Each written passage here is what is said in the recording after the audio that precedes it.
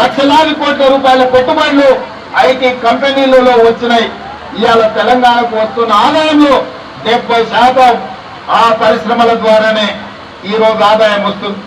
అందుకే outer ring road వరకు ఉన్న ఈ మొత్తం హైదరాబాద్ నగరాన్ని వివిధ మున్సిపాలిటీలు, మున్సిపల్ కార్పొరేషన్లు, గ్రేటర్ హైదరాబాద్ మున్సిపాలిటీ కింద ఈ రోజు వివిధ రూపాలలో గ్రామ పంచాయతీలలో ఉన్నాయి.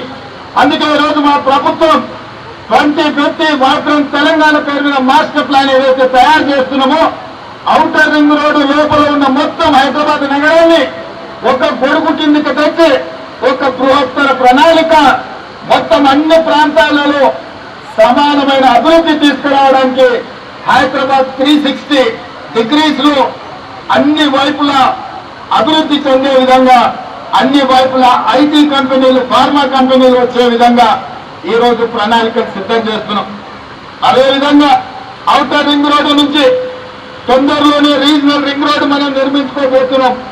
దాదాపుగా 354 కిలోమీటర్లతోని RRR రాబోతుంది.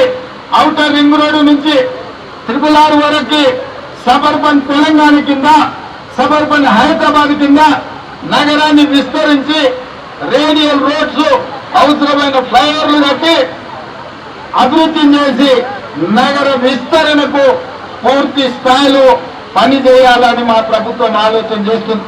రీజనల్ రింగ్ రోడ్డు నుంచి తెలంగాణ సరిహద్దుల వరకు రూరల్ తెలంగాణ నమూనాను తయారు చేయాలని ఈ రోజు మా ప్రభుత్వం ఆలోచన చేస్తుంది.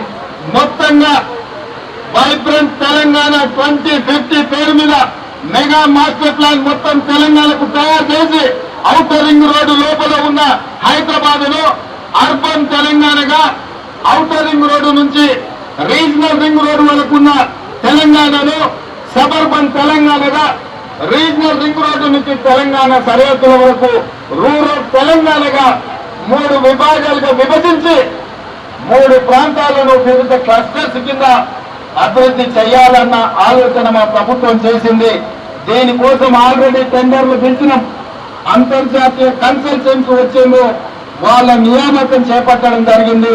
తొందరలోనే వాళ్ళు మాస్టర్ ప్లాన్ మాకు అందిస్తారు. మాస్టర్ ప్లాన్ అందించిన మరుక్షణం ప్రజాభిప్రాయ సేకరణ కోసం బహిరంగంగా పత్రికలలో పూర్తి స్థాయిలో ప్రచారం కల్పించి ప్రజల యొక్క అభిప్రాయాన్ని తీసుకొని, సలహాలు, సూచనలు తీసుకొని ఫైనల్ గా మెగా మాస్టర్ ప్లాన్ పబ్లిష్ చేసి తెలంగాణను అభివృద్ధి పదం వైపు నడిపించాలని, రాబోయే 100 సంవత్సరాలు కూడా ఒక గొప్ప నగరంగా తీర్చిదిద్దాలన్న ఆలోచనతోని ఈ రోజు మా ప్రభుత్వం పనిచేస్తున్నది. నిన్న చాంద్రాయన్ గుట్టలో మెట్రో విస్తరణ కోసం పునాది రాయి వేసినాం. మేము ఒక పక్కన పునాది రాయి వేసేటప్పుడు కేంద్ర ప్రభుత్వం మీకు అనుమతిస్తున్నామని లేఖ పంపించింది. పునాది రాయి వేసి సంతోషంగా అభివృద్ధి చేద్దాం అనుకుంటే ఒక ఆయన కాళ్ళలో కట్టబెట్టుకు ఆయన ఢిల్లీకి చెప్పిందంట, ఇప్పుడు ఆయన ఆపండి అని చెప్పి వాళ్ళు అంటున్నారు.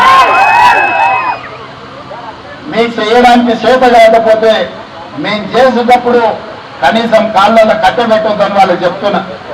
ఇది అధికారిక కార్యక్రమం కాబట్టి ఎక్కువ వివరాలు చెప్పడం లేదు. కానీ హైదరాబాద్ లో మెట్రో విస్తరణకు అడ్డుపడుతున్న వాళ్ళని వేదిక మీద నుంచి నేను హెచ్చరిక జారీ చేయదలుచుకున్నా. హైదరాబాద్ నగర అభివృద్ధికి మీరు అడ్డం పడి కేంద్ర ప్రభుత్వాన్ని ఉసిగొల్పి అడ్డుకోవడానికి ఏదైతే ప్రయత్నం చేస్తుందో ఇది మంచి ప్రయత్నం కాదు.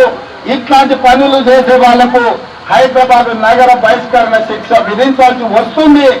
మీరు జాగ్రత్తగా ఉండండి, హైదరాబాద్ నగర అభివృద్ధికి సహకరించండి అని చెప్పి నేను తెలియజేస్తూ